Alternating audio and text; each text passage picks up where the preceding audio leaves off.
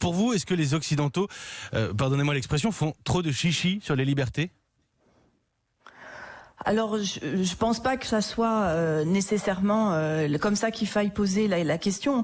Je crois qu'il faut voir en fait que il y a des stratégies de santé publique qui effectivement, pendant une durée limitée, vont demander aux gens de faire des choses pour pouvoir justement collectivement faire face à une menace. Alors, c'est pas évidemment on peut poser ça du point de vue individuel. Est-ce que ça entame ma liberté ?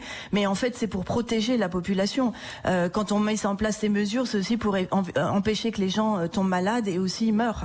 Donc c'est une façon de leur sauver la vie. Donc je pense qu'il faudrait repositionner le débat peut-être plus en faveur de la santé parfois. Une autre question dans cette comparaison, mais là on pourrait rajouter l'Amérique latine, si j'ose dire, les pays occidentaux, mais aussi les Américains, les Latins. Est-ce que nous sommes réfractaires aux gestes barrières ?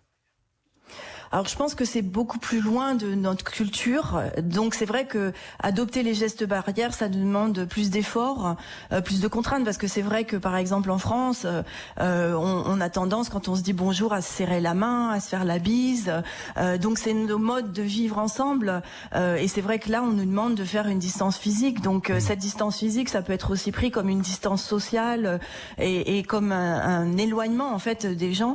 Bon, il faut qu'on apprenne à dépasser ça aussi, à mettre en place certains gestes qui sont finalement pas si compliqués.